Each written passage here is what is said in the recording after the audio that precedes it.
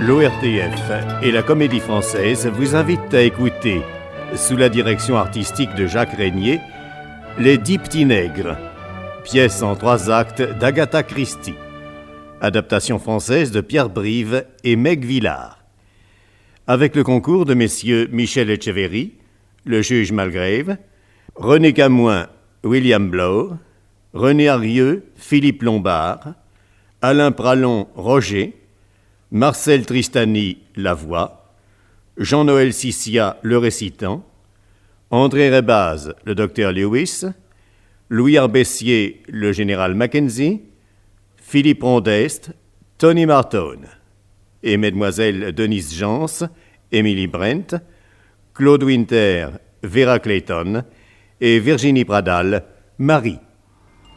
Improvisation au piano, Alain Margoni.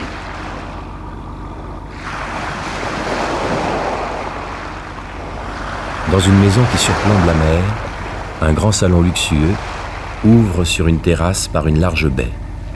Au-dessus de la cheminée sont peints les 10 quatrains de la chanson des 10 petits nègres qui illustrent 10 petites figurines de négrillons. Par terre, une peau d'ours. Roger, qui n'a rien de domestique stylé, achève de mettre de l'ordre dans la pièce. Brusquement, son attention est attirée par un bruit qui vient du dehors. Il va jusqu'à la baie qui est ouverte et appelle. Harry! Oui! Tu te dépêches! Pourquoi? Eh ben les voilà! Le canot arrive, dans 5 minutes ils seront ici. Déjà? Comment déjà? Tu sais bien qu'ils doivent venir pour le dîner, où étais-tu? Je me faisais une beauté. Oh ouais, tu crois encore au miracle? Quand tu es seul avec moi, tu n'es pas si coquette. Mais c'est pas la même chose, on est mariés tous les deux. Ah, allez, retourne à tes fourneaux, rien ne sera prêt! On a bien le temps, je suis sûre qu'ils mangeront que dans 1 heure. Puis je connais les gens du monde, plus ils dînent tard et plus ils se croient intelligents. Combien seront-ils? Tu ne le sais pas? Tu m'as dit que tu avais la liste des invités, mais je l'attends toujours pour mettre le couvert. Ah oui, c'est vrai, j'ai oublié. Ouais, tu aurais pu me la demander plus tôt. J'ai oublié, voilà tout. On n'a pourtant pas eu grand-chose à faire. Tiens, ta liste. Ah ouais. 8 personnes. Vera Clayton. Ah, ça doit être la secrétaire des Onymes. Je n'aime pas beaucoup les secrétaires femmes. Bon, elles sont encore plus antipathiques que les infirmières. Elles se donnent des airs de grandes dames, elles font la roue. Elles méprisent les braves domestiques comme nous. Allez, va donc à la cuisine au lieu de te plaindre. Ma cuisine? Ah bah oui. En tout cas, si j'avais une cuisine à moi, elle ne serait pas si moderne. Je m'y perds dans tous ces fourneaux électriques. Attention, je les entends. Allez, sauve-toi. Es-tu la cuisinière, oui ou non? Tu peux être fière d'être le larbin. Je Allez. te laisse seule, n'aie pas peur. À tout de suite, majordome. Paraissent Vera Clayton et le capitaine Lombard. Ouf. Ah, bravo! Vous allez grimper la côte comme une gazelle. Oh, c'est féerique ici. N'est-ce pas? Rien que la mer partout et le ciel. Excusez-moi, mademoiselle, vous êtes mademoiselle Clayton? Ah oui. Vous êtes Roger? Pour vous servir, mademoiselle. Alors, bonsoir, Roger. Bonsoir, mademoiselle. Voulez-vous avoir l'obligeance de monter les valises dans nos chambres, je vous prie? J'allais vous le proposer, mademoiselle. Vous êtes déjà venu ici? Jamais. Seulement, j'ai beaucoup entendu parler de cette maison perchée sur son île. Qui vous en a parlé? Monsieur et Madame Onyme? Non, mais c'est un de mes amis qui avait fait bâtir... Ah, Charles! Le ténébreux Charles Wallace? Eh oui. Une sombre histoire, n'est-ce pas? Une histoire d'amour, tout simplement. Wallace aimait, il était jaloux à en perdre la raison. Il a acheté cette petite île et dessiné lui-même les plans de cette maison pour sa maîtresse, espérant que, séparée du monde, elle lui resterait fidèle. Il n'a même pas mis le téléphone. Et la jolie créature s'est lassée? Oui, un jour, elle s'est enfuie. Et Charles a vendu l'île aux Onymes. C'est tout. Mais où sont-ils, au fait? Qui? Les Onymes. Il faut que j'aille les prévenir, ils n'ont pas dû nous entendre. Oh, vous n'allez pas m'abandonner. Oh, vous n'avez pas pitié. Votre emploi de secrétaire vous oblige à tenir compagnie aux invités. Vous avez gagné, je reste. Si nous buvions quelque chose en les attendant. J'ai une soif terrible. Ah ben, il y a tout ce qu'il faut. Servez-vous, ne vous gênez pas. Il faut dire que du débarcadère à ce salon, la côte est rude. Qu'est-ce que vous prenez? Rien, merci. Maman? Non, pas pendant mes heures de travail. Vous travaillez en ce moment? Ah oui, à vous recevoir. C'est vous qui l'avez dit. J'espérais vous tenir lieu de récréation. Est-ce que je peux adorer ça? Quoi donc? Mais tout. L'odeur de la mer, la brise, les mouettes, la plage en bas et cette maison. C'est tellement pittoresque. Je vais sûrement me plaire ici. Je vous le souhaite. Je souhaite surtout que nous nous plaisions. À vos amours, vous êtes si belle. Roger, avez-vous prévenu monsieur et madame Onime? Ah non, mademoiselle. Dépêchez-vous. Impossible. Pourquoi? Ils ne sont pas ici. Pas ici. Non, ils ont été retenus à Londres, ils n'arriveront que demain. Tenez, voici la liste des invités. Merci. Mademoiselle m'excuse, je vais mettre la table. Je vous en prie. Bien. Mais c'est effrayant, qu'est-ce que je vais faire? Vous remplacerez la maîtresse de maison. Toute seule? Vous m'aiderez au moins. Oh, je suis un piètre intendant. Oh non, non, vous n'allez pas me lâcher. À vos ordres, je ne vous quitterai pas d'une semelle. Mais pourquoi n'a-t-on embarqué que nous dans le premier canot? Je peux dire que le hasard n'y est pour rien. Comment ça? Eh bien, j'ai suggéré au pilote de partir en laissant les autres invités prendre le second canot. Cette idée est géniale et un peu d'argent ont fait démarrer le moteur à la seconde. Oh, c'est très gentil, mais c'est très méchant. Bon, avouez que nos compagnons n'avaient pas l'air bien amusants. J'ai aperçu un garçon qui m'a paru plein d'attrait. Le petit gars de Luro, un fils à papa à peine en âge de sortir sans sa nourrice. Vous estimez sans doute que les hommes ne sont intéressants que s'ils ont dépassé la trentaine. Je voudrais que vous partagiez cette opinion. Paraît le jeune Marton, une petite valise à la main. Formidable, cette bicoque. Ouais, le gars de Luro. Madame, mes compliments. Alors, je ne suis pas la maîtresse de maison, monsieur. Je ne suis que la secrétaire de Madame Onime. Et Madame Onime s'excuse, elle a été retenue à Londres, elle ne sera ici que demain. Vous m'envoyez désolé. Permettez-moi de vous présenter le capitaine Lombard, monsieur... Marton, Tony Marton. Où sont les autres? Échelonnés le long de la côte, je ne les ai pas attendus, ils grimpent comme des escargots. Voulez-vous boire quelque chose? Si c'est de bonne qualité. À ce moment entre Blore, une valise à la main. Mes hommages, madame. Je ne suis que la secrétaire de Madame Onime. Ah, ben, mes hommages tout de même. Monsieur et Madame Onime, à leur grand regret, ne pourront être ici que demain. Ah, je vois qu'il est permis de boire en les attendant. Messieurs... Lombard. Davis, c'est Davis que je m'appelle. Vous n'avez pas fait connaissance dans le canot automobile? Oh, m'en parlez pas. On s'est tous regardés en chien de faïence. Ça devait faire plus chic. Alors, monsieur Marton. Davis, c'est Davis que je m'appelle. Je m'en tire bien? À merveille. Que boirez-vous? Oh, ce que vous voudrez, pourvu qu'il y en ait beaucoup.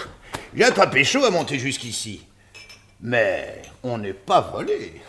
Oh, quelle vue, hein? Oh, ça me rappelle l'Afrique du Sud. Ah, l'Afrique du Sud? Quelle région? Eh ben, le Natal... Ah, tiens. Oui, c'est mon pays natal, le Natal. Ouais, beau pays. Le paradis, monsieur. Or, argent, diamant, orange, tout ce qu'on veut. Paraît le général Mackenzie, une valise à la main.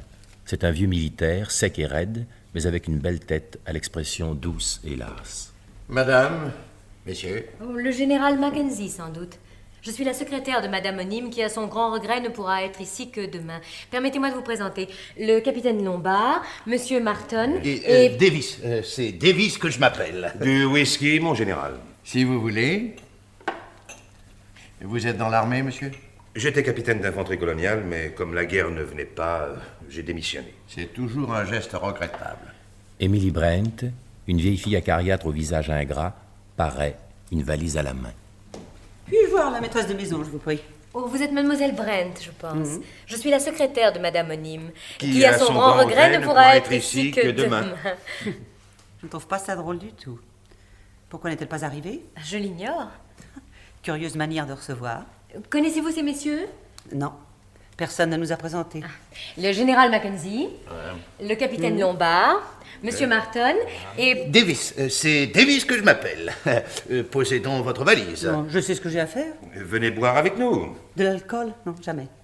Voulez-vous du sirop? C'est pour explorer la cave que vous vous êtes permis de partir sans nous, dans le premier canot? Oh, je suis seule coupable, mademoiselle. J'avais Oh, cru de que... toute manière, le mal est fait. Mais vraiment, la maîtresse de maison n'est pas ici pour recevoir ses invités? Je la remplace comme je peux. En nous filant sous le nez? Il y a tout de même des différences. Vous l'avez dit, je suis sûr que Madame Onime n'est pas aussi bien balancée. Je suppose que Madame Onime aura été retenue par son mari. Ah oui, c'est d'une impolitesse. Enfin, quel procédé! Je voudrais voir ma chambre. Conduisez-moi, mon ami. Je vous accompagne. Je compte sur vous pour me remplacer, capitaine. Bien sûr. Je vois que vous êtes déjà de grands amis. Oh, quelle impudence. Malgrève entre par la baie. C'est un homme d'une cinquantaine d'années, au visage grave. Il a naturellement une valise à la main. Je me permets de me présenter, capitaine Lombard. Nos hôtes ne sont pas encore arrivés. Enchanté, et monsieur. Je suis le juge Malgrève. Nous sommes en train de nous désaltérer. Voulez-vous être des nôtres? Très volontiers. Bravo. Venez donc. Vous n'êtes pas trop essoufflé, non? Davis. C'est Davis que je m'appelle. Ça, c'est une maison, hein? Qu'est-ce qu'on va être tranquille. Très tranquille, en effet. Buvez, vous m'en direz des nouvelles. Vous étiez le dernier? Non, il y avait encore un passager qui s'est attardé en bas. La plage le séduisait. Qu'est-ce qu'il dira quand il sera ici? C'est une maison formidable. Et la secrétaire, elle est pas formidable aussi? On ne doit pas s'ennuyer avec elle. Où a-t-elle disparu? Elle installe Mademoiselle Brent. Voulez-vous que nous fassions un tour dans le jardin en l'attendant? Pourquoi pas? Il faut bien passer le temps. Merci.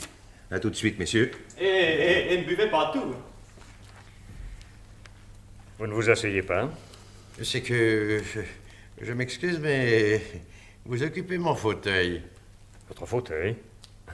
Vous êtes donc de la famille? Non, je ne suis même jamais venu ici, mais à mon cercle, depuis 10 ans, mon fauteuil est près de la cheminée. Alors comme je suis un vieux maniaque, partout où je vais, je ne peux m'asseoir que près de la cheminée. Je dois vous paraître un peu ridicule. Pas du tout, non. Nous avons tous nos petites manies. Mais vous êtes trop bon. Entre nous, je ne sais pas du tout pourquoi on m'a invité. C'est la première fois que cela m'arrive depuis 4 ans. Je suis très touché. Très touché, vraiment. Ces messieurs veulent-ils voir leur chambre? Ah, dites-moi. Monsieur? Savez-vous si Madame Constance Kellington est attendue? Je ne crois pas, monsieur, à moins qu'elle ne vienne demain avec monsieur et madame Onim. Ah. Si vous voulez bien me suivre? Volontiers. Par ici, monsieur. Blore revient de la terrasse et regarde les quatrains qui sont au mur lorsque Lewis paraît, une valise à la main. C'est un bel homme de 45 ans environ. Il est tatillon, semble las et marche lentement. Oh, pardon. Vous étiez ici depuis longtemps? Davis. C'est Davis que je m'appelle. Lewis. Lewis? Le docteur Lewis? Oui. Je vous ai bien reconnu, hein? Vous n'êtes pas un de mes clients, je ne vous aurais pas oublié. Ah non, c'est vu au tribunal, vous veniez témoigner. Vous êtes dans la magistrature? Ah non, je viens des colonies. Tous les procès de la mère patrie m'intéressent. N'est pas normal? Si. Vous ne buvez rien? Merci. Ah, vous n'êtes pas comme moi. Dites donc, c'est rudement bien ici, hein? Vous parlez d'un palace. Avec le calme en plus. Le calme. Peut-être pas pour tout le monde, hein? Pour moi, certainement. C'est le calme idéal pour détendre les nerfs. Je suis un spécialiste des nerfs. Je sais. Assez réputé, même. Dites-moi, je ne vous ai pas vu dans le train. Vous êtes arrivé jusqu'au bord de la mer en auto? En auto, oui. Ah, vous avez trouvé à garer votre voiture? Évidemment. Ah. Vous avez fait de la vitesse? Jamais. C'est mauvais pour la santé. Par contre, j'ai été dépassé par un petit imbécile qui allait comme un fou. Pour un peu, il m'envoyait dans le fossé. Ah, c'est lui qui aurait dû y aller, pas vrai? C'est tout ce que ça mérite, ces jeunesses-là. Excusez-moi, je dois aller saluer Monsieur Onim. Le patron? Ah, il n'est pas là. Monsieur a sonné? Oui. À quelle heure est-ce qu'on bouffe? On dîne à 8h30, monsieur. Oh, pardon. Je vous présente mes excuses, monsieur le baron. Il n'y a pas de mal, monsieur. Bonne planque ici, hein? Je ne saisis pas ce que monsieur veut dire. Ah, alors tu ne comprends rien. Enfin, bonne place, quoi. Je ne puis encore me prononcer. Je ne suis maître d'hôtel en cette demeure que depuis 8 jours. En cette demeure.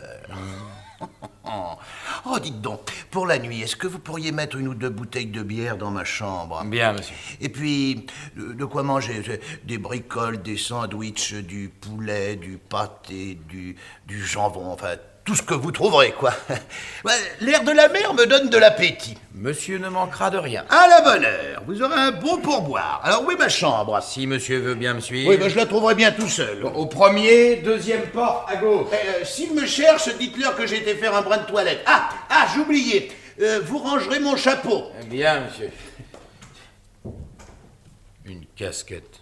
Appelez ça un chapeau. Mais qui c'est celui-là? Davis. C'est Davis qui s'appelle. Afrique du Sud, vulgaire et sûrement fauché. Eh bien, il ne me plaît pas. Aucun ne me plaît d'ailleurs. Ils ont tous l'air de clients pour pension bourgeoise. Tiens, ma beauté, va laver les verres. Moi? Une cuisinière? Oh, une grande cuisinière, la reine des cordons bleus. Mais emporte ça, je te dis. Et si tu me transformes en plongeuse, je te préviens, je prends mes clics et mes claques et je retourne au pays. Paraît Vera, en robe d'été, très décolletée dans le dos. Pourrons-nous bientôt dîner? Quand vous voudrez, mademoiselle. Dès que tout le monde sera descendu. Je connais ça. C'était sûrement pas pour tout de suite. Le dîner sera bon? Oh, que mademoiselle soit tranquille, ma femme parle beaucoup, mais elle fait bien son travail. D'ailleurs, je vais la surveiller, ça sera encore meilleur. Comme il sort, Emily Brent entre. Elle n'est plus en tenue de voyage, mais elle porte une robe terne et montante. Quelle soirée magnifique! Oui. Cette robe ne vous gêne pas? Mais non, pourquoi? Vous n'avez pas l'impression d'être nue? Bon, je vous fais cette remarque parce qu'une femme comme celle qui nous reçoit ne se félicitera sûrement pas de voir sa secrétaire habillée comme une danseuse. Vous tenez à guicher tous ces messieurs? Il me suffirait peut-être d'en intéresser un seul. Vous êtes d'une légèreté. Si vous avez des visées de ce genre, je vous préviens. Vous ne garderez pas longtemps votre place. À moins que le plus intéressé ne soit Monsieur Onim. Je vous dispense de tenir des propos aussi inconvenants. Bon, excusez-moi, je ne me rendais pas compte que vous étiez aussi pudibond. Oh, la jeunesse d'aujourd'hui est d'une indécence qui me révolte, voilà tout. Est-elle si indécente? Oh, que vous faut-il? Ces robes décolletées jusqu'à la taille, cette manière de se vautrer, tout nu, sur les plages. Bain de soleil, dit-on. Prétexte, oui. Laissez aller, lubrique. Et on se tutoie, on boit des cocktails, on ne fiche rien. Regardez les jeunes gens d'à présent, des inutiles, des vauriens. Ce petit Marton, à quoi sert-il? Et ce capitaine Lombard? Le capitaine Lombard a déjà fait une très belle carrière. Un aventurier, le néant comme les autres. Dites plutôt que vous avez simplement horreur de la jeunesse. Et pourquoi l'aimerais-je, s'il vous plaît? Elle vous apporterait tout ce qui vous manque. Vous êtes d'une insolence. Alors que voulez-vous, je dis ce que je pense. Moi, je trouve que ce dévergondage mène le monde à sa perte. Oh, quel chipie. Plaît-il? Quelle vue admirable. Avez-vous vu Malgrave? Pas encore. Docteur Lewis. Capitaine Lombard. Le docteur Lewis, mademoiselle Clayton. Très heureuse. Ne trouvez-vous pas qu'il a un peu l'air d'une tortue, ce Malgrave? Comme tous les juges, à cause de leur manière de piquer la tête en avant. Ah, je ne savais pas qu'il était juge. Plutôt 2 fois qu'une. Il a dû envoyer à la mort plus d'innocents que n'importe quel autre magistrat d'Angleterre. Quoi? Vous ne croyez pas? Si, mais si. Lui ne vous croirait sans doute pas. Ah, oui. Mademoiselle, permettez-moi de vous présenter le juge Malgrave. Monsieur. Puisqu'on ne daigne pas me présenter, je me permets de me rappeler à votre souvenir. Mais oui, en effet. N'êtes-vous pas Mademoiselle Brent? Ah, vraiment? Vous vous souvenez? En ce cas, puis-je vous demander quelque chose? Je suis à votre disposition. Pas devant tout le monde. Sur la terrasse, voulez-vous? Je vous recommande Mademoiselle Brent pour son tact et son amabilité. Ah, vous m'avez eu, capitaine. Il m'a laissé escalader un rocher pour revenir le premier auprès de vous.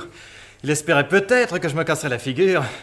Mais je suis en veine aujourd'hui. Sur la route, j'ai bien failli aller dans le fossé à cause d'un vieil imbécile. Comment est votre voiture? Un cabriolet beige à liseré rouge avec le pare-brise baissé? Oui? Vous la connaissez? Un peu. Le vieil imbécile, c'était moi. Ah, parfait. Faudra que vous appreniez à conduire. Voulez-vous que je vous donne des leçons? Des leçons? C'est vous, jeune homme, Non, qui... Monsieur Marton, si vous nous prépariez des cocktails. Quoi, j'ai fait une gaffe? Oh, à l'avenir, soyez un peu plus prudent. C'est un barman merveilleux et moins redoutable dans cet exercice qu'au volant d'une automobile. Heureusement. Le genre d'accident qu'il faut éviter. Mes compliments, Madame Onim. Madame Onim, pourquoi? Vous me paraissez l'épouse idéale pour un grand homme d'affaires. Est-ce que vous faites toujours autant de compliments aux femmes? Non, seulement quand elles le méritent. Et vous le méritez. En êtes-vous sûr? Ça y est, me voilà bichonné. On pourra dîner quand vous voudrez. Prendrez-vous un cocktail? J'en prendrai même 2 si c'est possible. Je me demande ce que Mademoiselle Brent a pu dire au juge Malgrave. Elle avait peut-être, comme moi, très envie de se déclarer. Si vous saviez que... Je sais, capitaine. Mais nous ne sommes pas seuls. Hélas, quel beau rêve ce serait s'il n'y avait que vous et moi dans cette île.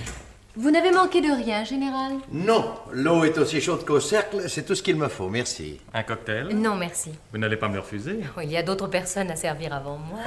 À ce moment, Roger entre, allume les lampes et tire les rideaux.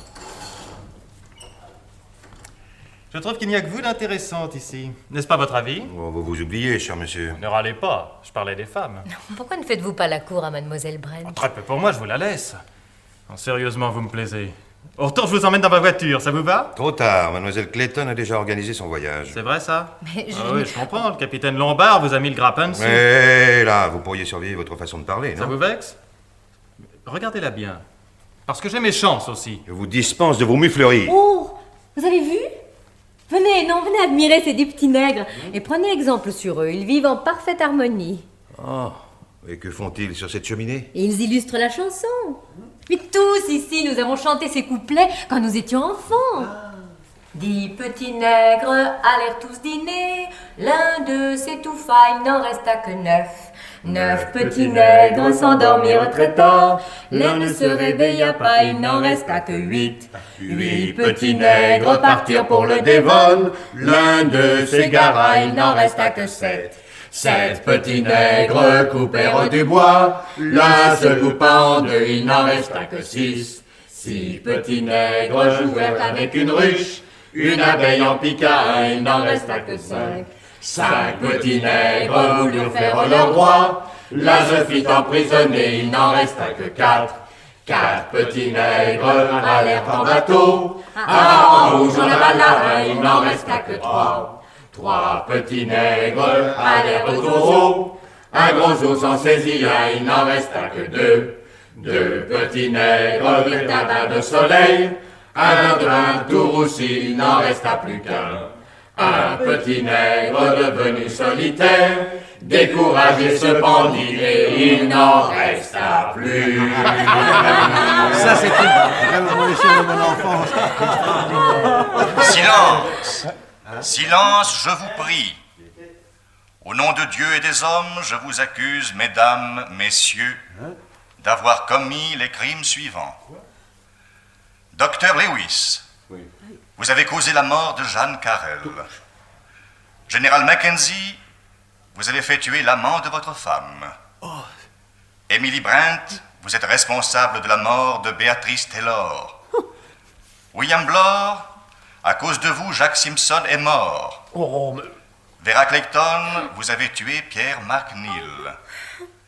Philippe Lombard, par votre faute, 20 indigènes de l'Afrique du Sud ne sont pas revenus d'une expédition dans le désert. Tony Marton, c'est vous qui avez assassiné les jeunes Campbell. Roger, vous avez organisé avec votre femme Marie le meurtre de votre patronne, Madame Brady. Enfin, Malgrave, vous êtes responsable de la mort de George Harper.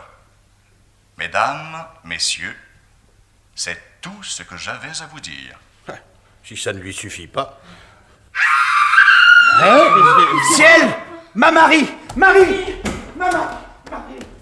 Attendez. Non, ce ne sera rien. Un simple évanouissement. Donnez-moi un peu d'alcool. Voilà.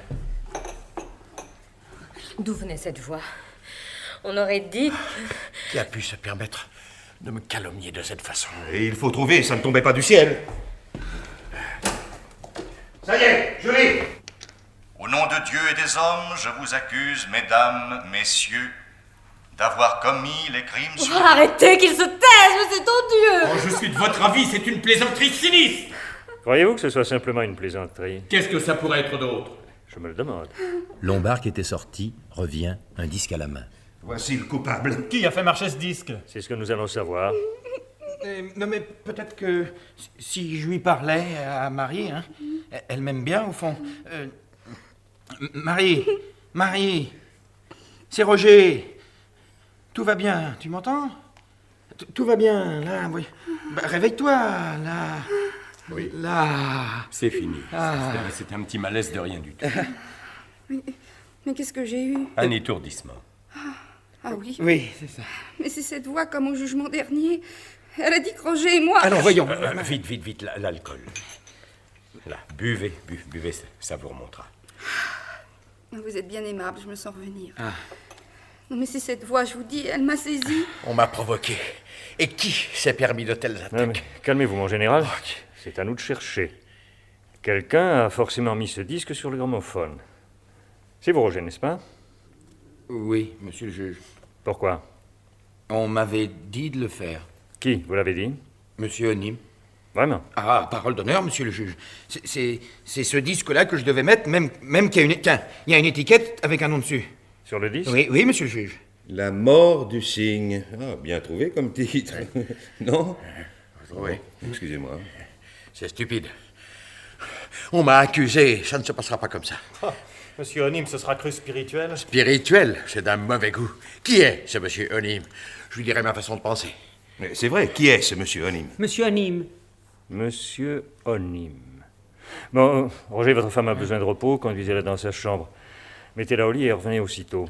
Oui, monsieur le juge. Je vais vous aider. Pas de complications à craindre, docteur? Non, non, non, non, non. Cette voix. Mais c'est cette voix. Mais tais-toi donc, bon sang. J'ai déjà assez peur comme ça.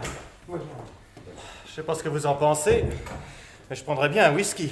Pour vous? Oui, avec plaisir. Non, ne vous dérangez pas. Si je pouvais avoir un verre d'eau, j'ai la Non, gorge. rien de plus facile. Oh, cette fois, je vous tiendrai compagnie. J'ai besoin d'un coup de fouet, moi aussi. Me faire ça à moi, un général. Voilà. Elle passera une bonne nuit, mais je lui ai donné un calmant pour la faire dormir. Bon, maintenant, au travail. Roger, vous allez me dire tout ce que vous savez sur monsieur Onim. Alors, je vous écoute. Ben... Cette maison est à lui, monsieur le juge? Ça, vous ne m'apprenez rien. Mais lui, comment est-il? Je ne l'ai jamais vu. Vous n'avez jamais vu monsieur Onim? Non. Ma femme et moi, on a été engagés par un bureau de placement, la Regina. Ah, je connais, on pourra vérifier. Vous avez votre lettre d'engagement? Oui, monsieur le juge. Bon, vous êtes donc arrivé ici directement? Il y a 8 jours. Et dans quel état se trouvait la maison? Oh, bien rangée, propre. Des conserves dans les armoires. Il n'y avait plus qu'à donner un coup de plumeau et à se faire apporter le pain, le lait, par un des canaux automobiles. Et puis? Et puis on a reçu une lettre, préparer la maison pour 8 personnes. Et hier matin, une autre lettre. Monsieur et Madame Onim prévenaient qu'ils arrivaient en retard. Ils disaient aussi comment il fallait faire pour le phonographe. Tenez, c'est écrit, là. Papier en tête du Ritz. Tapé à la machine. Underwood portative numéro 5, presque neuve, aucun caractère n'est abîmé. Ça ne nous aidera pas beaucoup. Et pas moyen de retrouver les empreintes digitales. Trop de gens ont tripoté cette lettre. Ma parole, on dirait un détective professionnel. Vous avez vu la signature? Azincourt Noblemer Onim. Qu'est-ce qu'on a dû se moquer de lui à l'école quand il était gosse? Je vous remercie, M. Martin, d'avoir attiré mon attention sur ce point qui aura peut-être son importance. Voyons, je prie ceux qui connaissent M. et Mme Onim de nous donner sur eux tous les renseignements qu'ils possèdent. Personne ne veut commencer? Par là, je vais donc être obligé de vous interroger à tour de rôle. Mademoiselle Clayton? Comme Roger, je ne les ai jamais vus. C'est une agence qui m'a offert la place et payée par mandat. Ah, nous aussi, on a eu un mandat. Je ne les connais pas non plus. J'ai reçu une dépêche d'un copain. Il me disait que les Onim étaient ses amis et m'offrait un petit séjour dans leur île. Je suis venu, histoire de rigoler un peu. Et vous, docteur?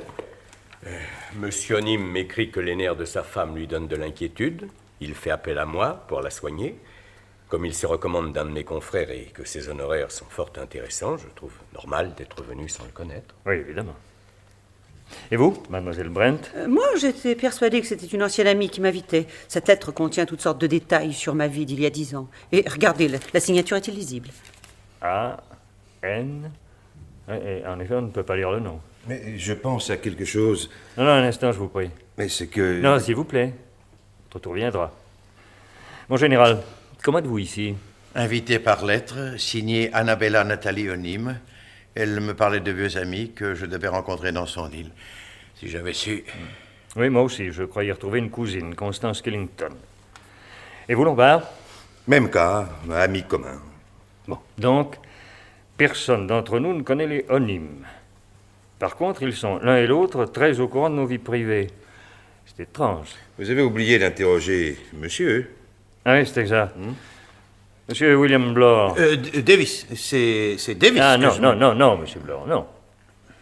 Pourquoi cette obstination à nous donner un faux nom? Vous êtes William Blore, j'en suis sûr. Quand la terrible voix vous a nommé, elle a bien dit William Blore. Vous avez, comme chacun de nous, laissé paraître une inquiétude assez visible. Ne nous faites pas perdre notre temps avec ces enfantillages. D'accord, je suis Blore. Et après?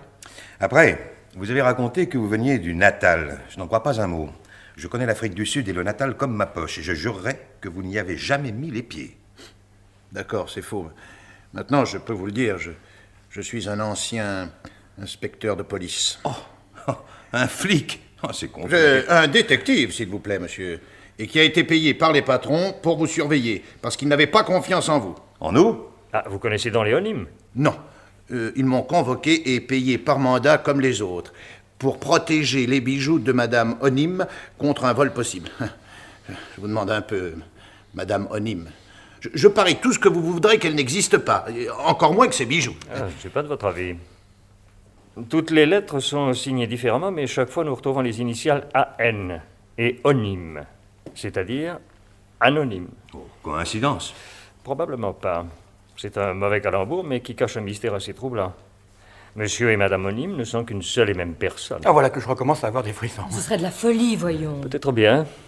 Nous avons affaire sans doute à un fou, mais à un fou dangereux, qui s'est donné la peine de prendre des renseignements sur nous et qui vient de nous accuser d'une façon formelle et machiavélique. Ah non, mais moi j'y suis pour rien dans tout ça. C'est du chantage. C'est du chantage. Non, mais monsieur le juge. Écoutez-moi. Notre hôte anonyme, si j'en juge par mon propre cas, n'est pas tout à fait aussi mal renseigné que vous semblez le dire. Il a prétendu que j'étais responsable de la mort de George Harper. Enfin, tout dépend de ce qu'on entend par responsable. Ah oui, c'est une vieille histoire. J'ai été juge dans une ville de province. Harper était accusé de meurtre. Il se défendit avec la dernière énergie, mais j'étais sûr de sa culpabilité. Je l'ai condamné à la peine capitale. J'ai ma conscience pour moi. Vous connaissiez l'accusé personnellement? Non. Il n'a pas l'air très convaincu. Vous avez raison, de toute manière, cet Onim est complètement fou. Oui, mais rudement bien informé de nos faits et gestes. Ah, pardon, je proteste. Au cours de la guerre 1914-1918, j'ai en effet envoyé pour une mission mortelle un de mes jeunes officiers. Mais il n'était pas l'amant de ma femme. Vous me croyez, n'est-ce pas? Je commence à y voir clair. En somme, chacun de nous est accusé d'avoir, directement ou indirectement, causé la mort de quelqu'un. Mais chacun de nous est également capable d'expliquer qu'en réalité, il n'est pas fautif. C'est bien cela? C'est ça, vous l'avez dit. Si j'ai carambolé les deux gosses Campbell, c'est qu'ils sortaient en courant d'une maison. Ils se sont jetés sous ma voiture, pas moyen de freiner. C'est tout de même pas ma faute. Ah, vous deviez rouler à toute allure. Et quelle a été votre punition pour cet accident? On m'a retiré mon permis de conduire pendant 1 an. Ça m'a assez gêné. C'était évidemment peu de choses pour avoir tué 2 enfants. Mais puisque je vous dis que je pouvais pas faire autrement. Et puis ça a été jugé, n'en parlons plus. Mais puisque vous le désirez, n'insistons pas. Oui, c'est ce que je pensais. Chacun de nous est persuadé qu'il a sa conscience pour lui. Eh bien, moi, je plaide coupable. Comment cela? Vous? Oui. Un dévoyé, je l'avais bien deviné. J'ai en effet laissé 20 indigènes seuls dans le désert. Oh. Vous avez abandonné vos hommes? Je l'avoue. C'était pour moi une question de vie ou de mort. Je n'ai pas hésité entre eux et moi. Mais c'est... Non, vous ne me jugez pas trop vite. Il faut savoir ce que certaines circonstances font de nous. Je suis certain qu'à ma place, vous auriez agi comme moi. Vous me connaissez mal. Bon, je propose qu'après cet aveu, nous suspendions notre enquête. Dites-moi, Roger. Oui, monsieur le juge. Ainsi, c'est bien nous et nous seuls que M. Onim a voulu réunir. Pourquoi? Voilà ce que je ne sais pas et qui m'inquiète. Bon, je pense que vous êtes tous de mon avis, c'est-à-dire nous ne devons pas rester une minute de plus ici. Vous descendez vite nos valises, Roger. Ah, mais on ne peut pas s'en aller ce soir, les canaux ne sont pas restés. Mais il faut téléphoner. Ah, il n'y a pas de téléphone? Et quand reviennent les canaux? Demain matin, un des pilotes doit apporter le lait et le pain. Bon, à quelle heure? Vers 7h30. Bon, ben bravo, nous partirons donc demain matin. Bah oui, ça c'est bon. Ouais, je ferai mon enquête là-bas, ce sera moins dangereux. Mais pas aussi excitant. Sincèrement, elle vous déplaît cette histoire-là? On se croirait en plein roman policier, j'adore ça, moi. Les romans policiers sont bons à lire, pas à vivre. Parce que ça peut être pot au feu, un magistrat. Moi, il m'amuse, votre Onim, même s'il est fou, même s'il a une idée de derrière la tête. Tenez, je bois à sa santé.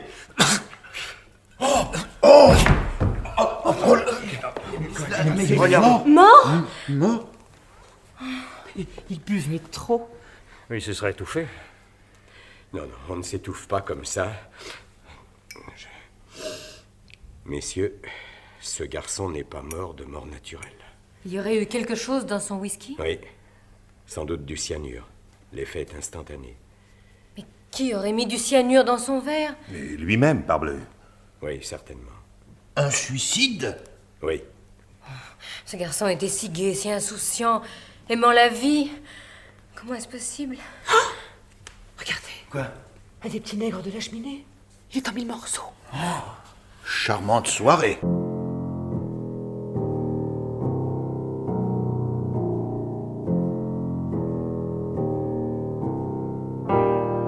Le lendemain matin, par un temps incertain, les fenêtres sont ouvertes et la pièce est rangée. Les valises sont empilées sur la terrasse. Mackenzie, Emily Brand, Malgrève, Vera attendent l'arrivée du canot. Alors? On ne voit rien venir. Pourtant, il est 8h15, le canot devrait être arrivé. Pas même trace d'une barque sur la mer. Oh, si les pêcheurs ne sortent pas, c'est qu'il va faire mauvais temps. Je le crains. Mais qu'il se dépêche alors. Aussi, pourquoi l'un des canots n'est-il pas resté ici? Ah, on m'y reprendra. Hein. Si nous retournions faire le guet. Patience, Sir Anne, patience. Il y a 2 minutes, on ne voyait toujours que les mouettes se balancer sur les vagues. Oh, j'en ai assez d'attendre. Mais vous n'êtes pas le seul. Et Roger, où est-il? Que dit-il de ce retard? On ne l'a pas vu, il n'a même pas préparé le petit déjeuner. Si vous voulez mon avis, il en a lourd sur la conscience. Vous avez remarqué la tête qu'il faisait hier au soir? Et vous trouvez qu'il y avait de quoi rire? Moi, j'ai pas dormi de la nuit. Tout ça est tellement lugubre. On fait un pari? Pour moi, Roger et sa femme ont vraiment tué la vieille Madame Brady. Vous le croyez aussi, n'est-ce pas? Parbleu, il tremblait comme une feuille. Un assassin. Un assassin parmi nous, non, ça c'est complet. Oh non, allez, partons, Fitch. Non, je ne résisterai pas longtemps. Dites donc, et s'il avait foutu le camp? Et où? Comment? Puisqu'il n'y a pas de bateau. C'est lui qui nous l'a dit, personne n'a vérifié. Il y en avait peut-être un et il sera parti sans nous. Oh non! Non, on ne lui aurait pas permis. Vous avez bien dormi, vous, au moins, mon général? Oh, j'ai rêvé. Oui. Un rêve étrange. Dites plutôt un cauchemar. J'ai rêvé de ma femme, de ma chère Leslie. Excusez-moi. Ah, s'il pouvait venir. Qui? Le canot qui nous a amenés hier. Hier? C'était seulement hier? Je suis comme vous. Il me semble qu'il y a une éternité. La soirée était bien remplie. Un phonographe qui vous sort des histoires à dormir debout. Des gens qui vous invitent et gardent l'anonymat. Un garçon qui se suicide sans prévenir. Vous comprenez, ma Leslie, j'aurais voulu qu'elle reste, mais... Oui, je comprends très bien. Sa santé m'inquiète. Il a vieilli de 10 ans d'un seul coup. Ma Leslie... Le suicide de Marton a dû le frapper. Êtes-vous sûr que ce soit un suicide? Il n'y a pas d'autre hypothèse. Oh, je me le demande. Il y a des moments où je suis comme vous, mademoiselle Clayton. Ça m'a trotté dans la tête toute la nuit. Hein? Si, en réalité, Anonyme était ici, dans l'île... Nous nous en serions aperçus. Comment? Croyez qu'il nous aurait prévenus? De toute manière, nous l'aurions vu mettre le cyanure dans le verre de Marton. Ça dépend. Docteur! Quoi? Que se passe-t-il? Ma femme! Venez vite! Oui. Allons, bon, encore des ennuis. Ça devient intenable. Oh, je veux partir tout de suite. À pied? Parce que vous pouvez m'agacer. Alors, vous... du calme. Voyons, ne nous énervons pas, sinon nous sommes perdus. Trouvez quelque chose, je sais pas, Mais moi. je vous promets qu'aussitôt là-bas, j'avertirai la police. La police? Il faudra bien la mettre au courant de ce suicide. Mais combien de temps allons-nous rester cloîtrés, isolés, prisonniers? C'est toi, ma Leslie. Approche. Veux-tu? Vous m'avez demandé quelque chose? Viens, ma Leslie. Viens plus près. Je suis Vera Clayton, général. Vera Clayton. Ah, excusez-moi, je vous prenais pour elle. Mais elle est morte depuis longtemps, m'aviez-vous dit? Je le croyais. Maintenant, je sais qu'elle est ici, dans l'île. Bonjour tout le monde. Bonjour. Je suis en retard. Ah, j'ai dormi comme une souche. Le bateau nous attend? C'est nous qui l'attendons, oui. Bonjour. Vous êtes plus élégante que jamais. Si vous croyez que j'ai le cœur à penser à ma toilette. Oh, bah, qu'est-ce que vous avez tous? Oh, voilà des têtes sinistres. On a mal dormi. Ça vous étonne? Vous auriez dû faire comme moi, 8 heures sans me réveiller. Vous n'avez même pas été dérangé par vos 20 indigènes d'Afrique du Sud? Et vous, c'est la mort de Jacques Simpson qui vous a donné de l'insomnie? Gardez vos plaisanteries pour vous, elles sont stupides. Non, c'est pas moi qui ai commencé. Vous avez déjeuné? Oh, j'ai une faim. Oh, Roger n'a pas la tête à nous servir, je vous assure. Ah, bon pis. Tiens, mais... Pardon? Mademoiselle Brent, hier soir, vous n'aviez ramassé les morceaux que d'un seul petit nègre? Oui, pourquoi? Il devrait donc en rester 9. Eh bien... Il n'y en a plus que 8. Comment? Mais 8, c'est vrai? Ah, ça par exemple. Mais comment ça se fait-il? Vous arrivez à pic, docteur. Une énigme à résoudre. Mais qu'avez-vous? Marie est morte. Oh. Morte? Morte? Oui. Morte? Oui, dans la nuit. Roger croyait d'abord qu'elle dormait. Mais de quoi est-elle morte? Le cœur? Je ne sais pas. A-t-elle pu être empoisonnée? Peut-être. Au cyanure? Comme Marton? Non, avec un narcotique. L'effet est beaucoup plus lent. Et que lui avez-vous donné hier soir? Je vous l'ai dit, un somnifère. Et vous n'auriez pas forcé la dose, par hasard? Que voulez-vous insinuer, monsieur Bloch? Mais ne vous fâchez pas, tout le monde peut se tromper. Même si je m'étais trompé, ce remède n'aurait pas été assez violent. Bon, alors, d'après vous? Sa mort, comme celle de Marton, n'est pas naturelle. Même si le cœur a flanché? Bien sûr, le cœur de cette femme a flanché, mais pas tout seul. Et je voudrais bien savoir qui a donné le coup de pouce. Sa conscience. Sa conscience. Expliquez-vous, mademoiselle. Vous en savez autant que moi. Cette femme et son mari ont été accusés d'avoir assassiné Madame Brady, leur patronne, n'est-ce pas? Ils ont dit que c'était faux. Et pourquoi se serait-elle évanouie, monsieur le détective? Je vais vous le dire, moi. Elle a eu peur, tout simplement. Elle est morte de peur. C'est Dieu qui l'a punie. Vous allez un peu vite. Dieu sait châtier les coupables. Si vous n'étiez pas un mécréant, vous n'en douteriez pas. Permettez-moi de vous apprendre que la Providence laisse au contraire aux hommes le soin de punir eux-mêmes les criminels. Vous voulez dire que cette femme a été tuée par quelqu'un? Je ne dis que ce que je sais. Je suppose. Mais qui l'aurait tué? Qui? Il faut chercher. N'allons pas rester avec cette nouvelle angoisse flottant autour de nous. Non, ne vous en faites pas, j'ai mon idée. Et elle n'avait rien bu avant de se coucher? Rien. En êtes-vous sûr? Roger me l'a certifié. Roger, nous y voilà. Vous ne comprenez donc pas? Vous avez bien vu sa tête pendant l'évanouissement de sa femme. Il s'est dit qu'elle ne tiendrait pas le coup, qu'elle raconterait comment ils ont tué leur patronne. Alors, hop, une bonne petite tasse de thé avec une pincée de quelque chose dedans. Bois ça, ma cocotte, ça te fera du bien, le tour est joué. On lave la tasse et le lendemain, on dit au brave docteur « Non, monsieur, elle n'a rien pris. » Mais la femme est morte et on est tranquille. Plus de danger qu'elle part. C'est impossible, voyons, sa propre femme. Bah, on voit bien que vous n'avez jamais été marié, hein? Faut être passé par là pour savoir ce qu'on peut arriver à se faire entre époux. Que mademoiselle m'excuse si je suis en retard. Pour le petit déjeuner, je m'en tirerai, mais pour le grand, c'est autre chose. Je ne suis pas un bon cuisinier, je sais seulement faire des pommes de terre frites. J'ajouterai de la galantine en conserve, et puis il y aura du fromage, une compote de fruits et des biscuits. Mais oui, ce sera très bien. On sera parti surtout. Vous ne croyez pas qu'on va déjeuner ici, non? Je demande pardon à monsieur, mais le bateau ne viendra pas. Et pourquoi? Pourquoi ne viendrait-il pas? Du moment qu'il n'était pas ici à l'heure, c'est qu'il a craint le mauvais temps. Il n'y a rien d'autre pour le service de mademoiselle? Merci, non. Bien. Alors, ce n'est pas lui qui a tué sa femme? Elle est à peine refroidie qu'il s'occupe cyniquement du déjeuner. Et il se moque pas mal que le bateau ne puisse pas arriver. Qu'est-ce qu'il en sait d'abord, hein? Vous ne voyez donc pas qu'il est anéanti, qu'il agit comme un automate? Moi, je vous dis qu'il nous joue la comédie. Ne vous disputez pas. Ce qui est grave pour nous en ce moment, c'est que nous ne pouvons plus compter sur aucun secours extérieur. Et il nous reste si peu de temps. Si peu de temps. Si peu de temps, pourquoi? Laissez-le. Il commence à m'énerver, celui-là. Si peu de temps. Ne le perdons pas en futilité. La mer n'est pas si mauvaise. Le canot n'avait rien à craindre. Il y aura un grain, je vous le dis. Pas avant quelques heures. C'est ce qui m'inquiète. J'ai peur que le redoutable A.N. Onim n'ait donné l'ordre au pilote de rester au port. Et nous ne pouvons rien faire? Mais si, le fou qui a manigancé toute cette histoire se cache dans l'île, j'en suis sûr. Mais cherchons-le, trouvons-le. Et puis, c'est pas ça qui nous permettra de rentrer? Au moins, nous aurons la vie sauve. Vous pensez que... Mes amis, j'ai une bonne nouvelle à vous annoncer. Aucun de nous n'en réchappera. Oh, non, mais qu'est-ce qu'on attend pour le bâillonner, ce vieux-là? Allez, en route, messieurs, finissons-en. Venez, Plore. Et vous aussi, docteur. Dommage qu'on n'ait même pas un revolver. Voici l'affaire. Tiens.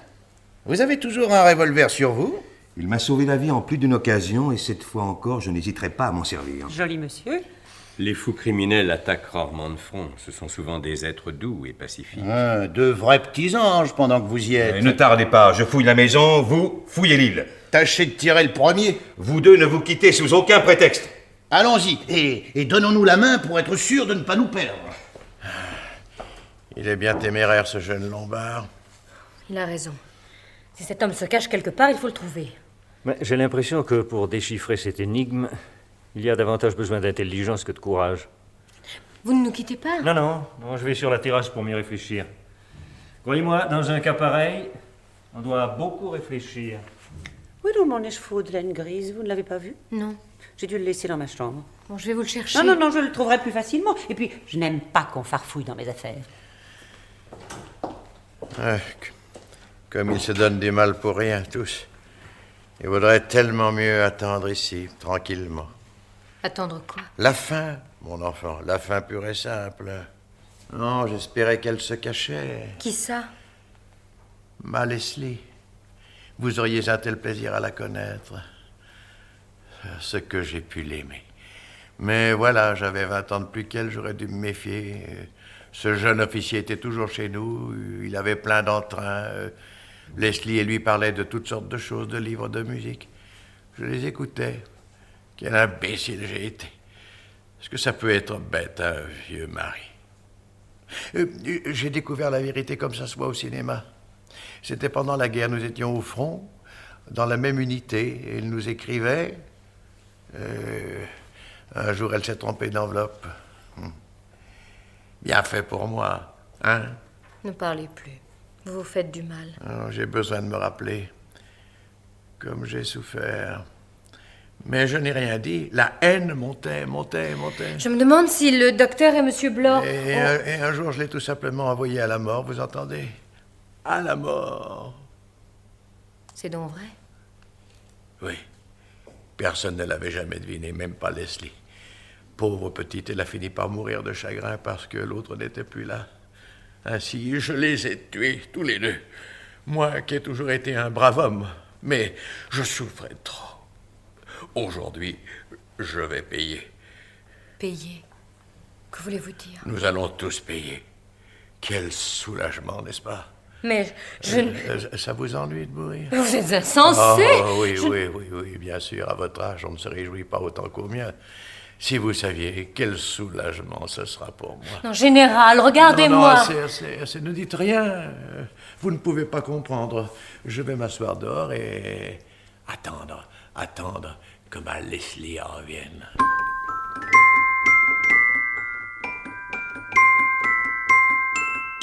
Fin de la première partie.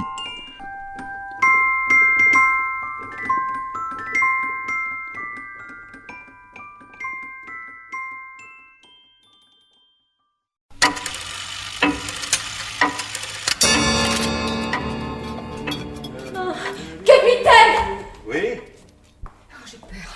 Oh, j'ai peur. Mais non, tout va pour le mieux. La maison ne renferme ni couloir secret, ni trappe dissimulée. Et on ne signale pas de nouvelles victimes. Vous voyez bien que je suis à bout. En effet, vous êtes blanche comme un linge. Allez, prenons un verre. Prenons un verre, il y a 2 morts. Il est 8h du matin, ce vieillard est devenu fou. Nous sommes tous accusés de meurtre et vous pensez à prendre un verre. Pourquoi ça en faire? Je vous le demande puisqu'on peut boire. Bon, je n'insiste pas. Je ne veux pas vous contrarier. Vous êtes bien énervé. Vous m'appelez, l'instant d'après, vous ne pouvez plus me supporter. Vous devriez... Oh, assez de vos conseils. Je vous m'exaspérez. Vous n'êtes qu'un raté, un aventurier. Ah, vous m'insultez en plus. Je vous excuse, Vera. Puis ne m'appelez pas Vera, je vous en prie. Pourtant, hier soir, vous m'aviez permis. Eh bien, je ne permets plus, voilà tout. Vous êtes vraiment fâché? Mais combien de fois faut-il vous répéter les choses? Parfait. Vous n'aimez plus la société des ratés et des aventuriers? Vous ne voulez pas prendre un verre? Bon. Je continue donc mes recherches. Quand vous serez de meilleure humeur, vous me le direz. Ce que ce garçon peut être déplaisant. Mais vous êtes souffrante? Le général m'inquiète. Je le crois très atteint. Faut le distraire. Alors, général, on regarde les petits oiseaux? On attend le joli bateau? Et mauvais caractère en plus. Tant pis pour lui. Il recevra comme les autres la punition de ses péchés. Dieu est auprès de nous. Dieu est partout. Oh, je vous en supplie, ne recommencez pas vos imprécations. Oh, vous n'avez pas entendu hier soir? Il a envoyé à la mort un jeune officier. C'est honteux. Qu'en savez-vous? La voix nous l'a dit. La voix vous a bien rendu responsable de la mort d'une certaine Béatrice Taylor. Vous n'en croyez rien, j'espère? Une domestique hypocrite, sans moralité. Savez-vous ce qu'elle avait fait? Comment le saurais-je? Elle était devenue enceinte, ma chère. Eh bien... Vous ne comprenez pas? Enceinte, sans être mariée, et chez moi, une fille de 17 ans. Heureusement que j'ai agi. De quelle façon? Je l'ai sermonné, d'importance. Je lui ai montré toute l'indignité de sa faute, ce bâtard qu'elle allait exhiber, le déshonneur sur sa famille, les hommes la fuyant avec horreur, moi-même souillé par sa présence sous mon propre toit. Vous avez osé dire ça à une enfant de 17 ans? Pourquoi pas? Et qu'a-t-elle répondu? Elle a pleuré. Il était bien temps de se repentir. Et vous l'avez chassée? Sur le champ. Alors? Elle a eu bien trop peur de rentrer chez ses parents. Son geste a tout arrangé. Son geste? Oui. Elle s'est noyée, puisque vous voulez tout savoir. Alors la voix n'a donc pas menti. Vous êtes bien responsable de sa mort. Moi? Pour n'avoir pas encouragé le crime? Vous n'avez même pas de remords. Du remords? Et vous êtes complètement immoral, ma pauvre fille. Vous feriez bien de tourner plus souvent vos regards vers le Seigneur. Le petit déjeuner est servi. Silence. Il faut bien que je fasse mon travail. Oh, il a raison. Passons à table. Manger. Voilà ce que je mange, moi. Une nourriture spirituelle. Vous lisez du Shakespeare? C'est la Bible, monsieur. Bravo. Très sain comme lecture. Oh, alors, docteur? Rien, nulle part. Il n'y a pas de cachette possible. Ni grotte, ni repli de terrain. Et vous, capitaine? Personne en dehors de nous. J'ai fouillé la maison de la cave aux mansardes. Je m'excuse, mademoiselle, mais tout va être froid. Oui, nous venons. Où en êtes-vous de vos déductions? J'ai l'impression que... Oh, à table, nous parlerons de tout ça à table. Je meurs de faim, moi. Mangeons, buvons et soyons gais. Ce qui est écrit, ce n'est pas en jeûnant que nous y changerons quelque chose. Le jeûne purifie. Je ne devrais pas avoir à vous l'apprendre. Si c'est comme vous dites, je suis rudement impur. Eh bien, mon général, vous venez hein? Nous montrons que même à la retraite, les militaires ont bon appétit. Voulez-vous que je vous aide, mon général? Oh, le général a été poignardé. Hein? Quoi? Qu'est-ce que vous dites? Non. Non, vous êtes macabre. On ne rigole pas avec ces choses-là. Le capitaine Lombard a dit la vérité. Mackenzie est mort. Mais c'est impossible. Il n'y a que nous dans l'île. On a cherché partout. Sauf ici, Où ça, ici? dans cette pièce. Parbleu. Alors, il n'y a qu'un endroit où l'assassin puisse rester avec une certaine chance de n'être pas découvert. Je le répète, c'est dans cette pièce. Alors? Oui, monsieur Blore. A.N. Onim ne peut être que l'un de nous.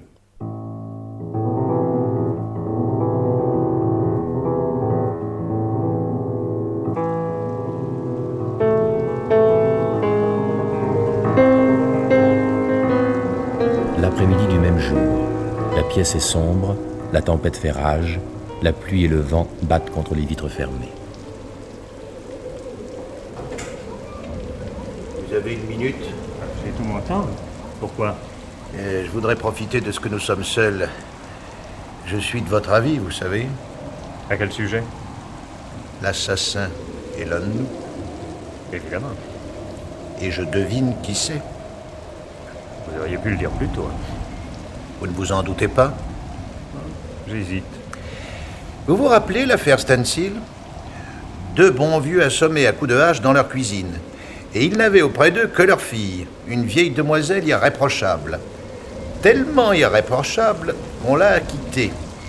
Eh bien? Eh ben, on n'a jamais trouvé le coupable. Et je vais vous dire pourquoi, moi. C'est la vieille fille, pieuse, charitable et tout, qui avait fait le coup. Tiens. Vous soupçonnez mademoiselle Brent? Comment? Elle est folle alliée. Une mystique. Ce sont les plus dangereuses. Et puis, vous n'avez pas remarqué? Elle est la seule à n'avoir jamais peur. Parbleu. Elle ne craint rien, elle. Allez, attention. Voici du café. Il nous remontera un peu. Quel vent! Quelle pluie! Dire que ce matin il faisait si beau. Oh, le temps menaçait déjà. Le capitaine Lombard et Roger ne sont pas revenus de leur observatoire? Ils se font des illusions. Comme si un bateau pouvait atteindre l'île en ce moment. Pour mademoiselle Brent. Oh, permettez. Merci. Vous avez eu raison de nous forcer à manger. Je me sens un peu mieux. La cour lève toujours la séance pour aller déjeuner. Oh, nous vivons un tel cauchemar. Tout est à la fois si irréel et si tragiquement vrai. Nous devons essayer de faire une enquête officieuse. Il faut à tout prix ne pas soupçonner les innocents. Vous avez votre idée, vous? Si mademoiselle Clayton pense à l'un de nous deux, il lui est difficile de répondre. Non, non. Je suis sûre que ce n'est pas l'un de vous. Trop aimable. Et qui alors?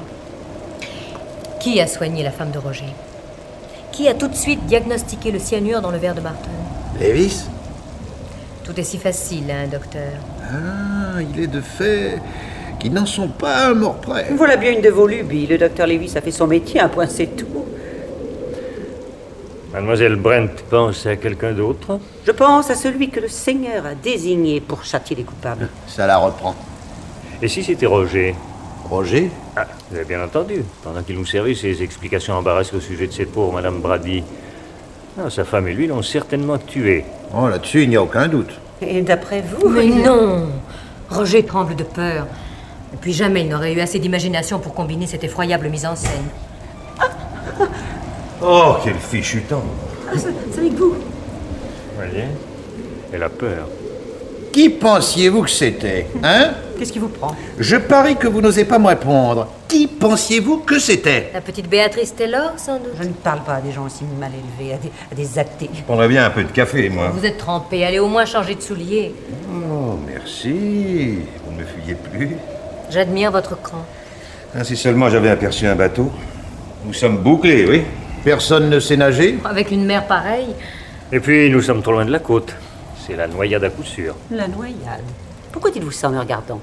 Il y a tout de même des mots que vous préférez ne pas entendre, mademoiselle Brent. Oh, mais l'orage est aussi à l'intérieur. Qu'est-ce qui ne va pas? Vous vous êtes encore disputé? Vous croyez que c'est une situation, vous?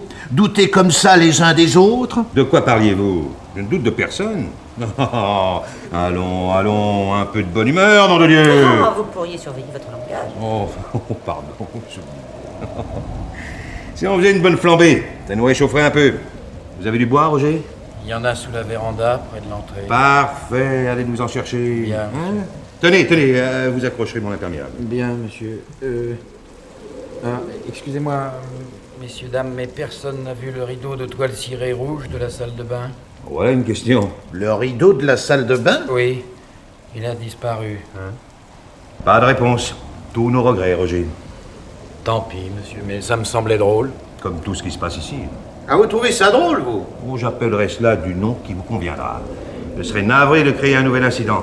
Allez, soyons aimables, soyons très aimables. Hein? Même si ce n'est pas du tout dans notre nature. Je vais couper du bois.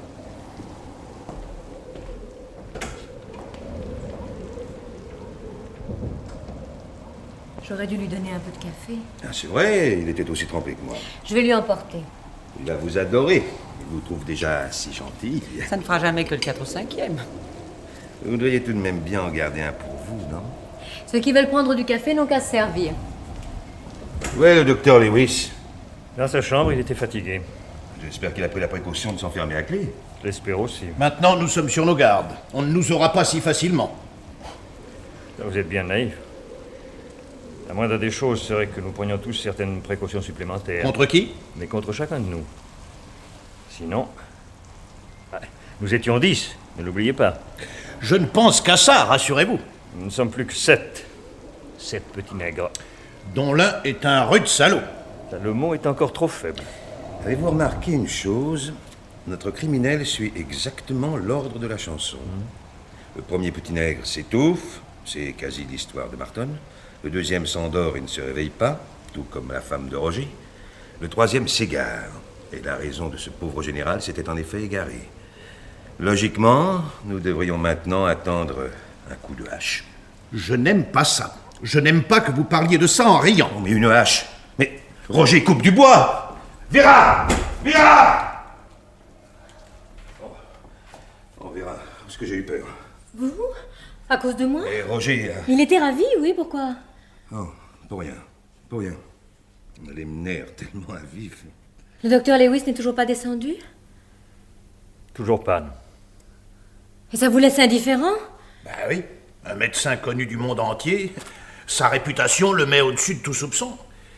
La vôtre aussi, d'ailleurs. Oh, vous me flattez, monsieur Blore. Mais on a déjà vu des juges devenir fous. Des médecins aussi. Surtout des aliénistes. Sans compter les policiers. Et là, vous n'allez pas me mettre dans le coup, non? Oh, ça, au point où nous en sommes. Eh bien, moi, je préfère voir le docteur ici et non pas dans sa chambre. Qui veut le chercher? Moi. Bon, offrez-lui du café, ce sera un prétexte. Et vous en profiterez pour vous changer. Non mais s'il refuse de vous ouvrir... Il n'a rien à craindre de moi. Peut avoir peur de votre revolver. À propos, il faut que je vous parle. J'y vais, moi. Non, non, ne vous dérangez pas. Je suis maladroit, mais pas au point de renverser une tasse dans un escalier. J'ai quelque chose à faire dans ma chambre. Allez-y tous les deux. Vous la surveillerez. Oui, oui. Venez, mademoiselle Brent. Demandez au Seigneur qu'il vous protège. Vous aviez quelque chose à me dire? Oui. Je voudrais savoir pourquoi vous avez apporté un revolver, alors que vous ne deviez trouver ici que des amis. Je vous l'ai dit, il ne me quitte pas. L'expérience m'a prouvé qu'il pouvait toujours servir. La preuve. Ce qui m'étonne, c'est que vous ne soyez pas armé, vous, un policier. Un détective, pas un vulgaire agent. Nous ne faisons pas le coup de feu. Nous dirigeons les opérations. C'est vous, hein? Pardon? Allez, à vous, on te laissera tranquille. Oh, vous croyez dans un commissariat de police? Je te dis que c'est toi. Vous y mettez beaucoup de conviction, mais... Mon flair ne me trompe jamais. Vous soupçonnez tout le monde, vous finirez bien par gagner. Inutile de finasser. Vous n'avez pas apporté ce revolver par hasard. Ça, c'est une autre question. Alors? Mes compliments. Vous avez un certain flair. Oui, dans la lettre qui me priait de venir, on me faisait l'honneur de m'avertir qu'il y aurait du danger. Qu'étant un homme réputé courageux, je ne me laisserais certainement pas impressionner. Mais pourquoi êtes-vous venu? À votre place, je me serais dégonflé. Et tout le monde aurait fait comme moi. L'attrait du danger? Je n'ai rien à regretter, d'ailleurs. C'est bien vague, tout ça, comme explication. Sachez aussi que je suis très curieux de nature. Et la curiosité peut avoir des conséquences terribles. Nous verrons. Vous êtes rudement calme. Il n'est pas donné à tout le monde d'être aussi peureux que vous, monsieur Blore. Et maintenant, allez vous changer, vous finirez par tomber malade. Oui, mon ange gardien, j'y vais. Ne serait-ce que pour apaiser votre inquiétude maternelle. Elle est cousue de fil blanc, son histoire. D'abord, pourquoi n'a-t-il rien dit hier? Il attendait que le danger se précise. Ouais, il est servi. Onim l'a attrapé, comme nous. Chacun avec l'appât qui convenait le mieux. Il est dans la souricière. Lui aussi. Pris comme un rat. Je vous dis que c'est quelqu'un de suspect. Mais rien ne vous autorise à penser... Vous avez le béguin. Plus moyen de parler objectivement. Allons-nous-en. Allez, vite. Après, il sera trop tard. On n'a pas le droit de... Je n'ai rien fait. Qu'est-ce que vous avez à me regarder comme ça? Je vous en prie, docteur. Vous devriez savoir, et le premier, que si nous nous laissons dominer par nos nerfs... Mais oui, je le sais, mais je suis épuisé à cran. Vous ne venez donc pas de dormir? À peine avais-je fermé les yeux que tout a valsé autour de moi. L'hôpital, la salle d'opération, le couteau sur la gorge. Des souvenirs, sans doute. Et vous? Vous ne rêvez jamais que vous êtes aux assises en train de condamner un homme à mort? George Harper, par exemple. Non, jamais, il avait tué. Le jury voulait l'acquitter, j'étais là, moi. Il n'a pas échappé à son châtiment. Arrêtez! Assez! Arrêtez! Mais faites quelque chose, ça devient fou! Regardez les petits nègres. Il en manque un? Non! Il en manque deux! Deux? Roger et Lombard. Oh, pas lui! Pas lui! Oh, je ne veux pas. Non, je ne veux pas mourir. Roger! Philippe! Que se passe-t-il? Vous n'avez pas vu Roger? Non, pourquoi? Deux! Il en manque deux! Depuis quand? Nous n'avons même pas eu l'intelligence de surveiller ces petits nègres. C'est le docteur Lewis qui s'est aperçu le premier de cette double disparition. Parce qu'il s'est approché de la cheminée. Et alors? Vous n'allez pas m'accuser? Mais quelle importance, voyons. Ce n'est pas pour deux figurines qui manquent que...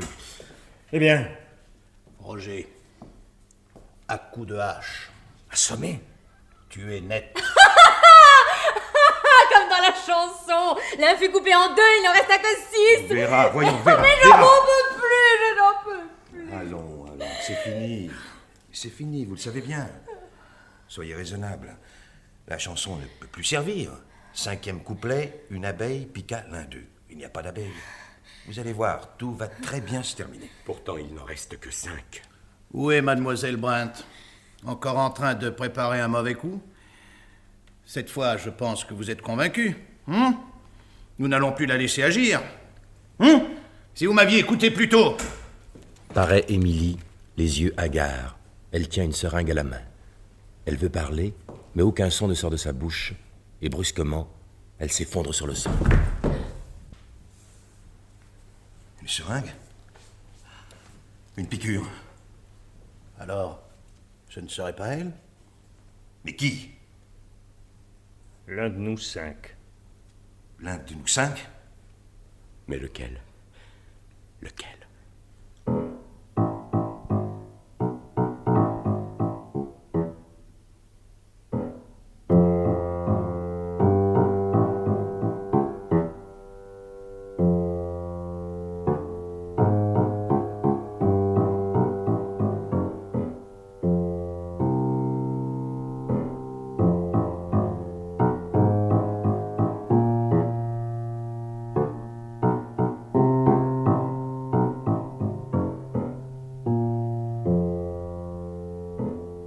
Quelques heures plus tard, le même soir, il fait nuit. Les rideaux sont tirés, 3 bougies éclairent la pièce. Malgrève, Vera, Blore, Lombard, Lewis s'observent silencieusement. 5 petits nègres, sagement assis, faisaient un drôle de nez, attendant... Assez! C'est stupide! J'essayais de vous distraire en improvisant une version de circonstance. Vous nous énervez davantage. Voilà ce que vous faites. Ça fait 3 heures que nous nous regardons dans le blanc des yeux. Vous n'avez pas envie de vous amuser à autre chose? Je sais bien que cette panne de lumière ne favorise pas les réjouissances, mais tout de même... Oh.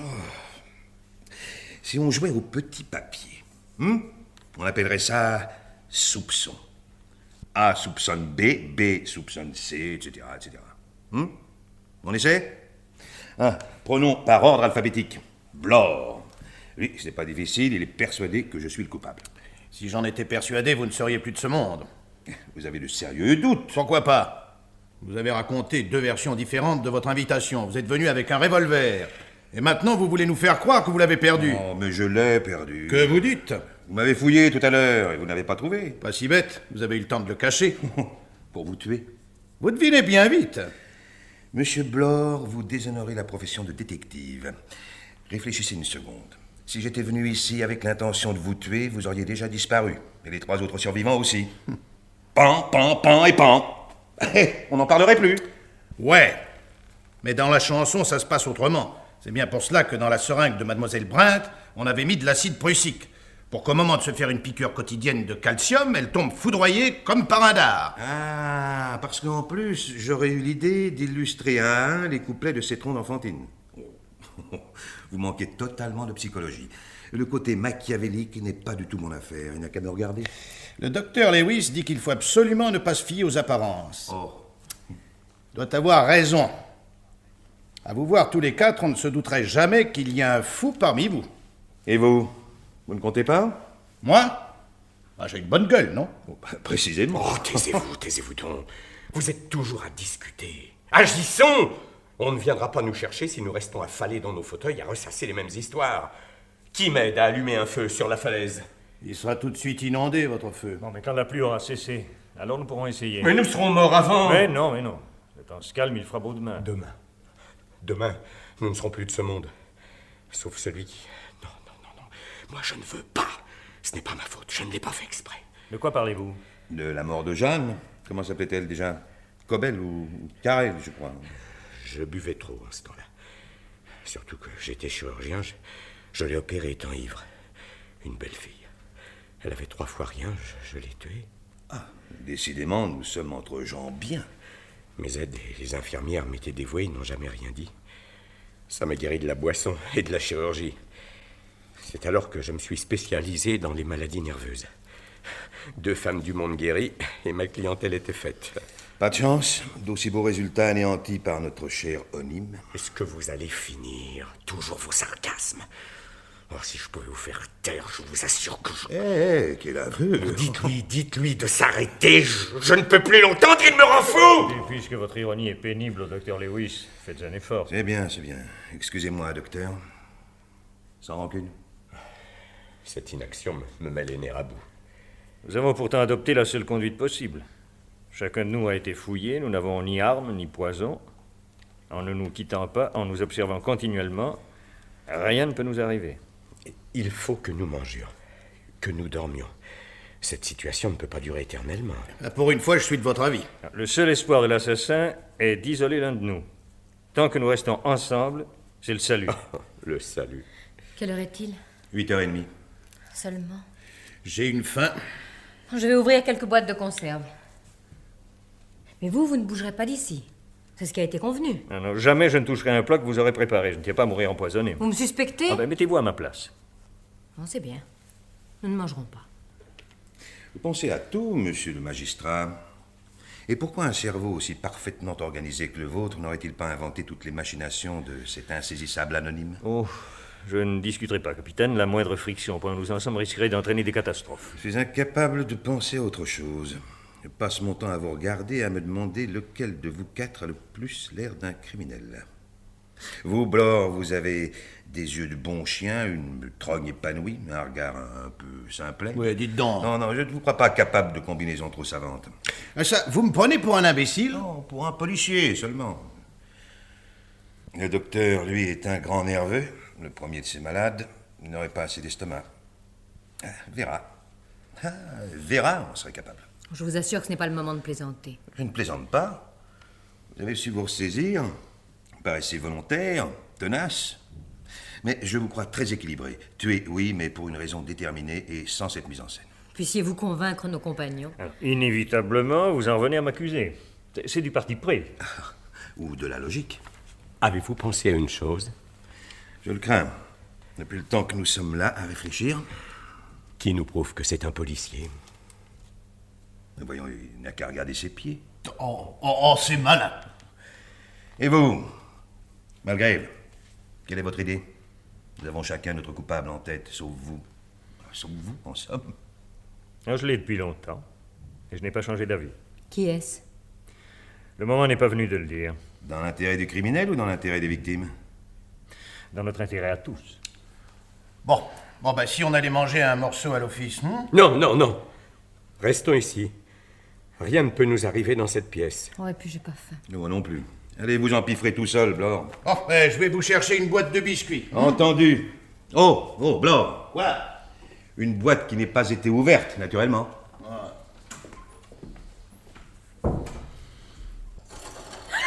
Non, ce n'est rien, un simple coup de vent. A-t-on retrouvé le rideau de la salle de bain? Non, notre assassin se double sans doute d'un kleptomane. Oh non, je vous en prie, ne chantez plus cet air-là, il me trotte assez dans la tête. J'ai l'impression que je pourrais jamais m'en débarrasser. Il est associé à de bien sombres événements. Que fait Blore? Le grand méchant loup l'aura dévoré. Non, vraiment, capitaine, je ne sais pas comment il faut vous dire les choses. 20 fois, nous vous avons demandé de renoncer à ce ton badin, insupportable. Bon, je vous demande pardon. C'est sans doute ma façon d'être nerveux. Blore revient, portant une boîte de biscuits. Malgrave prend des mains de Blore la boîte de biscuits et commence à l'ouvrir. Oh, les mains, Blore. Fouillez-le. Encore? Non, pas un mot. Non, rien dans les poches. Vous n'aviez qu'à me le demander, je vous l'aurais dit tout de suite. Servez-vous? Non, merci. Vous n'avez rien mangé depuis le déjeuner. Oh, je pourrais rien avaler. Et vous, Malgrave? Certainement pas. Capitaine? Merci. Moi non plus. Blore, goûtez-les d'abord. Mais qu'est-ce que vous avez à masticoter tout le temps? Je ne les ai pas empoisonnés, vos biscuits. Il n'en restera plus un. Prenez-en, faites pas l'imbécile. Non, ce serait trop bête. Vous allez devenir enragés tous si vous restez le ventre creux. Cigarette? Volontiers. Oh non, Pourquoi? je préfère fumer les miennes. Vous avez tort. Elle a bien le droit de vous suspecter. Vous en avez fait autant pour moi. Où allez-vous? Dans ma chambre, chercher un paquet de mes cigarettes. Vous êtes prévenu. Hein. En revenant, vous serez fouillé. Entendu. Et vous ne bougez pas d'ici. Ni les uns ni les autres. C'est juré. Revenez vite. Elle est aussi affolée que moi. Je ne trouve pas, moi. Je suis de l'avis du capitaine Lombard. Un étrange sang-froid pour une femme. Et des qualités d'intelligence, de finesse. Je vous vois venir, mais c'est impossible. Oh, mais qu'en savez-vous? Ce n'est pas Vera qui a tué, voilà tout. Parce que c'est vous, hein? Cette fois, je vous tiens. Vous voyez à quel point nous en sommes. À nous haïr. Écoutez. Quoi? On marche. C'est Vera, elle arrive dans sa chambre. Bon, si on buvait un coup de whisky, À condition que la bouteille ne soit pas entamée. Les trois hommes se précipitent vers la porte et sortent. Malgrave reste au fond, assis. Qui va là? Ah, c'est vous, Lewis. Bon Dieu, quel courant d'air! Les bougies sont éteintes. Philippe, où êtes-vous? Ici, ne craignez rien. Allumez vite. Mais attendez, j'ai mon briquet. Où est le docteur Lewis? Je cherche des allumettes. Et ramenez plutôt votre bougie. Non, ça s'est enroulé autour de mon cou. Qu'est-ce que vous dites? Mais quelque chose s'est enroulé autour de vous? Oui, dans ma chambre. J'avais laissé la fenêtre ouverte, le vent a éteint ma bougie. Une longue liane de goémon est venue me frapper en plein visage. C'était comme une main qui aurait voulu m'étrangler. Je comprends que vous ayez hurlé. Mais qui a pu pendre ce goémon dans ma chambre? Nous allons le savoir. Oh, quelqu'un! C'est moi. N'ayez pas peur. Et Blore? Où est Blore? Blore! Voilà. Qui a tiré? Ça. Dans la pâle lueur de la bougie, on voit Malgrève au fond de la pièce, assis près de la baie. Blore allume sa bougie à celle de Lewis et découvre alors Malgrève. Sur ses épaules est drapé le rideau rouge et à la tempe, il a un trou noir d'où coule un peu de sang. Une balle dans la tête. C'est vous trois! Vous m'avez laissé chercher mes cigarettes pour être seul. Assassin! Vera! Assassin! Vera!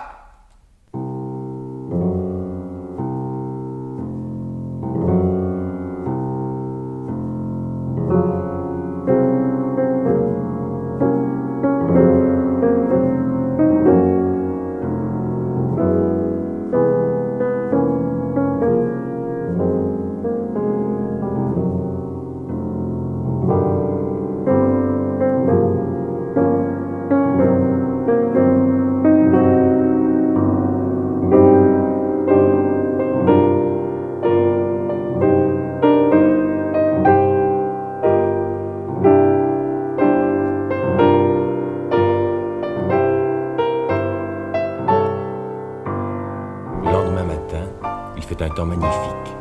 Sur la cheminée, il n'y a plus que 3 petits nègres. Ah, cette fois, nous allons pouvoir manger tranquillement. 3 petits nègres déjeunent au point du jour, ils ne se demandent plus lequel va disparaître. Et c'est vous qui avez gagné, mademoiselle Clayton. Le docteur Lewis était bien l'assassin. Je ne l'aurais jamais cru. Quel beau salaud. Paix à son âme, monsieur Blore. Ah, ce serait trop commode. Parce qu'il s'est jeté du haut de la falaise, nous irions maintenant le couvrir de fleurs? Ah, il est bien mort au moins. Vous l'avez constaté par vous-même. Et avec un gaillard pareil, on ne fera jamais assez attention. Il est resté au moins 1 heure dans la mer avant que son corps ne soit rejeté sur la plage. Aucun doute n'est possible. Mes compliments. Vous feriez un détective de premier ordre. À quoi aviez-vous remarqué que c'était lui, le bourreau? À ses connaissances en produits toxiques.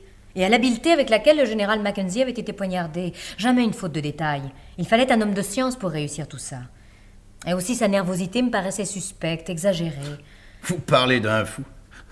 Cette idée de nous faire mourir à la cadence d'une chanson d'enfant. Ah, ce n'était pas le premier venu. Vous n'allez pas demander qu'on lui élève une statue, non? Pour le juge Malgrève, il s'est surpassé. Ce rideau rouge qui symbolisait la magistrature, le droit. 6e couplet. 5 petits nègres voulurent faire leur droit, l'un se fit emprisonner, il n'en resta que 4. Et le 7e couplet, à son usage personnel. 4 petits nègres allèrent en bateau, un hareng avala Lewis, il n'en resta que 3. Dommage qu'une baleine ne l'ait pas bouffé. Nous n'aurions même pas eu la peine de le transporter jusqu'au 1er étage. À la morgue. Vous oubliez les savants, monsieur Blore. Le crâne du docteur Lewis leur permettra certainement une autopsie passionnante. Allez, mes amis, mangeons. On parlera d'autopsie plus tard. Ça me couperait l'appétit. Enfin, on va prendre un repas tranquillement. Le premier depuis qu'on est arrivé. Oh, j'ai une de ces faims. Rien de tel que les émotions pour vous creuser l'estomac. On a de la chance tous les 3. Ah, ça s'arrose. Mais comment se fait-il que cette canaille se soit tuée avant de nous avoir supprimés comme les autres? Le remords, peut-être. Le remords? Une crapule pareille? Il aurait descendu un régiment entier s'il en avait eu les moyens. Les preuves qu'apportait mademoiselle Clayton ont dû lui montrer qu'il était découvert. Peut-être bien. Vous avez vu comme il était content quand elle nous accusait tous les 3 en bloc? Fou de joie. Et il a même fait semblant d'avoir une crise de nerfs pour mieux rigoler. Ah, il se tordait, le fumier. Heureusement que mademoiselle Clayton ne s'est pas entêtée trop longtemps à nous mettre dans le même sac. J'étais tellement sûr que ce ne pouvait être que lui. À vous seul, vous l'avez à la fois découvert et exécuté. Vous méritez notre reconnaissance éternelle. Je ne l'ai pas poussé dans la mer. Presque. Ah, il a raison. Quand vous avez répété tout ce que vous lui reprochiez, il a changé de couleur. Je connais ça. Les pires criminels ont une autre tête dès qu'ils passent aux aveux. On nous croira, au moins. Qui ça? La justice. Elle va nous soumettre à de rudes interrogatoires. Non mais vous vous rendez compte? 7 cadavres sur les bras. Ils nous prendront d'abord pour des complices. Pas longtemps, puisque nous raconterons tous la même version de la vérité. La même version? Pas tout à fait. Pourquoi ça? Moi, je ne pourrais pas dire exactement comme vous. Ce n'est pas le docteur Lewis que je soupçonnais. Vous n'aurez plus la sottise de m'accuser. Je ne vous accuserai pas, mais il faudra bien que je leur explique comment j'avais vu les choses. Et puis, que vous aviez un revolver. Et puis, qu'à un moment, vous ne l'aviez plus. Et puis, que ce matin, vous l'avez retrouvé sur la terrasse, comme par enchantement. Le docteur Lewis me l'avait volé. Il aura voulu me le rendre avant de se tuer. Possible. Mais c'est sûr, voyons. N'allez pas recommencer avec vos lubies de policier. Vous tapez beaucoup sur la police. Vous avez des choses à lui reprocher? Moi? Rien depuis que vous n'en faites plus partie. Et pourquoi vous l'aurait-il rendu, ce revolver? Mais je n'en sais rien, moi. J'ai passé la nuit enfermé dans ma chambre, comme nous tous. Il faut que vous soyez singulièrement abruti pour imaginer que j'ai pu jouer un rôle dans cette histoire de revolver. Mais allons, la paix était revenue, ne la troublez pas. Une tête d'abruti? C'est lui qui... Moi, je n'ai rien dit de mal, seulement qu'à l'interrogatoire, je ne pourrais pas raconter comme vous. Mais moi aussi, je parlerai de mon revolver, et de sa disparition, et de sa découverte par nous, ensemble, ce matin. Vous avez attendu près d'une journée avant d'avouer que M. Onim vous avez prévenu qu'il y aurait du danger. Vous leur direz ça aussi? Mais bien sûr. Et vous? Est-ce que vous leur répéterez que la voix vous accusait d'être pour quelque chose dans la mort de Jacques Simpson? Si c'est du chantage que vous faites là, c'est raté. Il y a prescription. Bien fait pour vous. C'était donc vrai? Il fallait se débarrasser de Simpson. J'ai manœuvré en conséquence, c'est tout. Au fond, je suis comme vous et les autres. J'ai eu un jour moche, quoi. Ah, parce que vous me jugez coupable aussi. Vous en êtes même vanté avant-hier soir. Je pense comme vous. Il n'y a pas de quoi se formaliser. Je me demande qui peut se flatter sur Terre d'avoir été propre de bout en bout. Le juge Malgrève, pour n'en citer qu'un. Allons donc. Je la connais, moi, son affaire Harper. Malgrève avait une dent contre ce pauvre type. Il s'en est débarrassé au cours d'un procès. C'est ce que j'ai fait pour Simpson en témoignant contre lui. Mais je ne pensais pas qu'il mourrait aux travaux forcés, je vous le jure. Tandis que Malgrève a envoyé Harper se faire pendre. C'était plus sûr. Moi qui vous croyais à la vertu même. Je ne suis pas méchant, allez. Mais il faut connaître les circonstances. Tout de même, dites donc. Lewis est mort un peu tôt. Il avait encore une besogne à accomplir. Et vous, avec vos 20 indigènes? Avant de parler des autres, on doit toujours regarder la paille qu'il y a dans son œil. La poutre, vous voulez dire? Et puis je m'en fous, la paille, la poutre, c'est des proverbes à la mademoiselle Brint. Je ne vois qu'une chose, moi. On était condamné à mort par le docteur et on vient d'en réchapper. On pourra fonder une amicale. Non, faut plus qu'il y ait de mots entre nous. Allez, jetez votre revolver et trinquons ensemble. Décidément, mon revolver vous inquiète beaucoup. Mais je n'aime pas ces engins-là. Il faudrait que je veuille m'en servir. Et quelquefois, ça part tout seul. Alors, nous ne serions plus d'accord avec la chanson. Oh, la chanson, hein. Tous les meurtres ne se commettent pas en musique. Alors, où est-ce qu'il en serait, ce fou? 8e couplet. 3 petits nègres alerte au zoo, un gros zoo. Oh, oui, je ne vois pas comment il aurait fait pour amener un ours ici. C'est pour ça qu'il s'est tué. Vous pouvez pas continuer. Un ours. Blore s'aperçoit qu'il a les pieds sur la grande peau d'ours qui est étendue à terre devant la cheminée. Oh, les amis. Oui? Vous avez vu? Quoi donc? L'ours. Il avait pensé à tout. Mademoiselle Clayton, je vous en supplie, demandez-lui son revolver. Qu'est-ce que c'est? Un bateau. Un bateau! Oh, Kelvin! On vient sûrement nous chercher! Il faut lui faire des signes! Blore se précipite sur la terrasse, suivi à distance de Vera et de Lombard. Soudain, un objet lui tombe sur le crâne, il s'abat d'un coup. Mon Dieu! Lombard tire son revolver de sa poche, regarde Blore, puis la mère, ferme la porte-fenêtre et revient lentement. Pauvre Blore. Mais comment? Qu'est-il arrivé? Un vulgaire piège. Un fil de fer tendu à 5 cm du sol. Un poids qui est tombé dès que Blore a heurté le fil. Et lui? Le crâne défoncé. Comme poids, on s'est servi du gros ours en bronze qui était dans l'entrée. Un ours? Alors? Hein? Le 8e couplet, oui. Il n'en resta que 2. Mais vous ne m'aurez pas, moi, vous entendez? Est-ce que le bateau se rapproche? Non, ne bougez pas! Ne bougez pas ou je tire! Philippe! Ah non, non, ça ne prend plus. Mais qu'avez-vous? Depuis que nous nous sommes rencontrés sur l'embarcadère, vous avez fait du charme avec moi, pour mieux m'endormir. Parce que vous pensiez bien que j'étais le plus redoutable, hein? Alors pourquoi ne pas m'avoir supprimé le premier? Mais Philippe! Oh, c'est fini, je te dis! Un geste et je t'abats. Tu n'auras même pas les honneurs de la cour d'assises. Malgré était de mon avis. Tu avais trop de sang-froid pour une femme, malgré tes frayeurs de petite fille, auxquelles je me suis laissé prendre parce que je t'aimais, là. Pauvre idiot d'amour. A-t-il fallu que j'aie le coup de foudre? J'étais comme arrivé à te trouver les yeux candides, francs, des yeux comme on en voit rarement aux femmes, et qui me plaisaient. Pauvre idiot. Mais Philippe, vous ne croyez pas que... Ah non, non, ma belle, je ne crois pas. Je sais. Dans d'autres circonstances, je te ferais peut-être des compliments. Le dernier piège avec l'ours, ça, c'est une trouvaille. Mais écoute-moi bien. Si dans 1 heure, aucun bateau n'est venu nous chercher, je te descends. Je ne veux pas apprendre à quelle sauce tu avais décidé de me croquer. Au 9e couplet, il s'agit d'un bain de soleil, d'une grillade. Tu es capable de mettre le feu à la maison dès ma première défaillance. Mais avant, il y a une chose que je veux savoir. Qui était ce Pierre McNeil dont le disque a parlé avant-hier soir? Puisque ton ami Lavoie n'a sorti que des vérités, tu t'es peut-être amusé à nous narguer avec un premier crime que tu avais commis dans le temps pour te faire la main. Et parle ou je tire. Qui était Pierre McNeil? Un enfant dont j'étais la gouvernante. Et tu l'as tué? Non, pas moi. Qui alors? Hugues McNeil, l'oncle du petit. Pourquoi? Une affreuse question d'héritage. Et comment y étais-tu mêlé? J'aimais Hugues. Oh, bravo. Et vous avez croqué le magot dans les bras l'un de l'autre, j'espère? Je me suis sauvée tout de suite après la mort de Pierre. Où est-il mort, ce gosse? Au bord de la mer. Décidément, la mer t'inspire. J'étais allée faire une course en ville.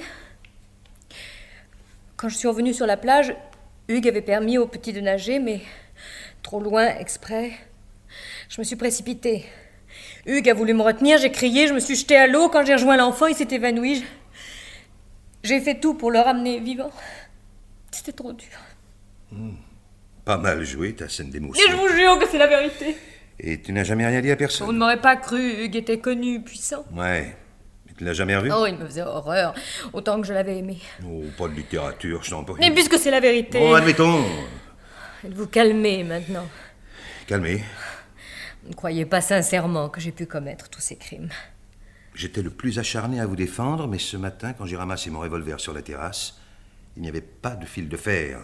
Malgrave était mort, Lewis est mort, et Blore ne s'est sûrement pas suicidé. Il ne reste plus que vous. Et vous?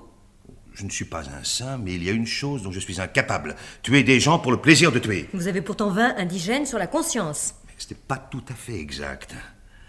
Oui, je me suis trouvé dans le bled avec 20 indigènes, perdus, sans eau.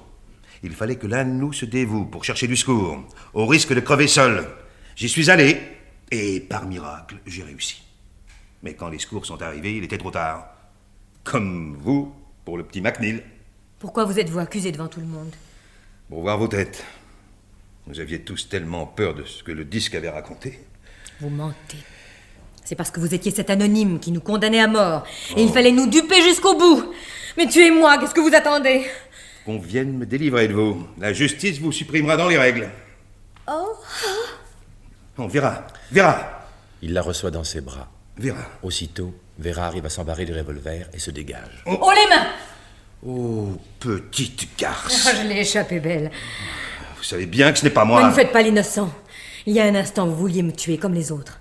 Je devais être la 9e victime, la plus crédule. Je m'étais laissé faire la cour comme une fillette. Tout ce que vous m'avez dit sur votre prétendu amour, je le prends à mon compte. Mais moi, c'est vrai. Je vous aimais, je l'avoue. J'avais confiance en vous. Jamais je n'avais connu cette émotion, cette douceur qui peu à peu me gagnait. Oh, imbécile que j'étais! Vera, pourquoi faut-il que nos aveux se fassent à un revolver à la main? Si vous avancez d'un pas, je tire!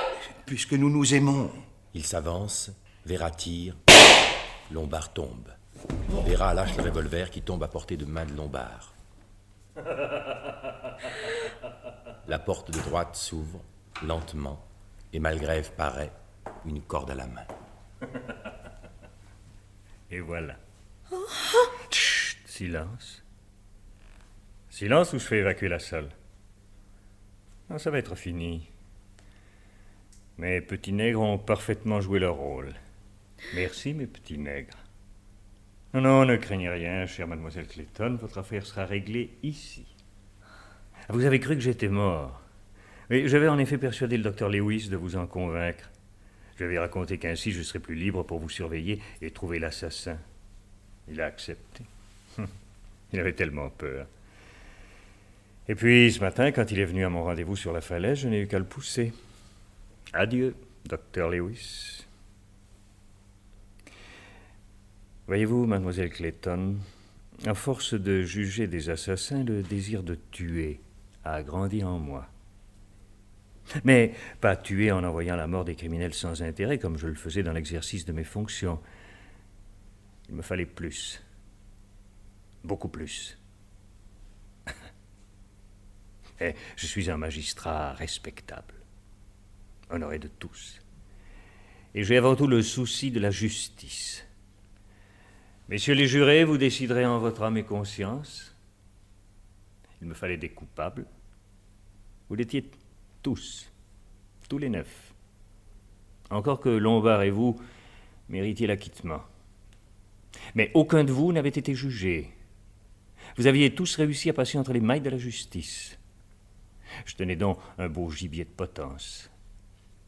Tuer, oui, par plaisir, par devoir même, en frappant des criminels. Non, silence, silence, huissier, faites évacuer la salle. Et puis je ne connaissais que trop les moyens employés, cyanure, poignard, acide prussique. Mon chef-d'œuvre a été le revolver. En le rendant à Lombard, je savais bien que des soupçons naîtraient entre vous. Et je vous faisais confiance, mademoiselle Clayton. Je voulais que vous restiez l'unique survivante. Exécuter une femme jeune et jolie. Quel régal, hein?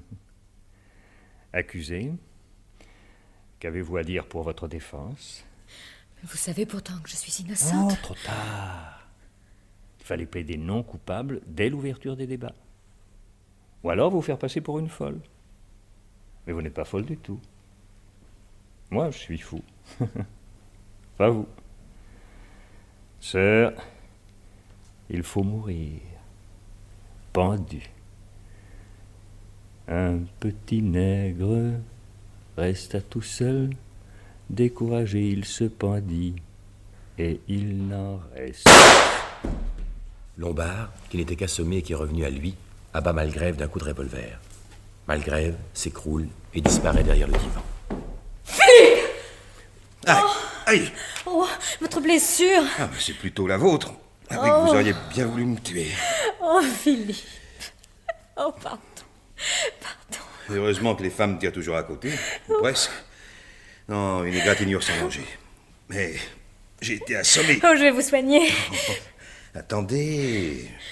Est-ce que nous n'avons pas toute la vie pour ça? Oh, toute la vie. C'est vrai. Et nous ajouterons un 11e couplet à la chanson. Mais 2 petits nègres n'étaient pas morts. Ils se marièrent et eurent beaucoup d'enfants.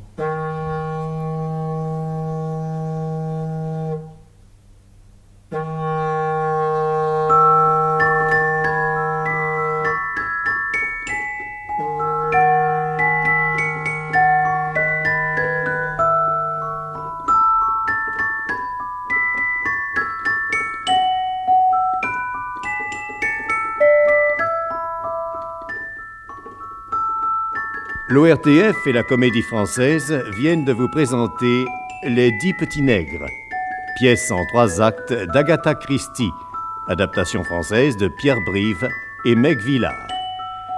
Avec le concours de messieurs Michel Etcheverry, le juge Malgrève, René Camoin, William Bloor, René Arieux, Philippe Lombard, Alain Pralon, Roger, Marcel Tristany, la voix, Jean-Noël Sissia, le récitant, André Rebaz, le docteur Lewis, Louis Arbessier, le général Mackenzie, Philippe Rondest, Tony Marton, et mesdemoiselles Denise Jans, Emily Brent, Claude Winter, Vera Clayton, et Virginie Pradal, Marie. Improvisation au piano, Alain Margoni. Chef opérateur du son, Robert Lavoignat. Collaboration technique, Liliane Nouzel. Bruitage, Jean-Jacques Noël. Assistant de production, Jean-Claude Duval. Réalisation, Jacques Régnier.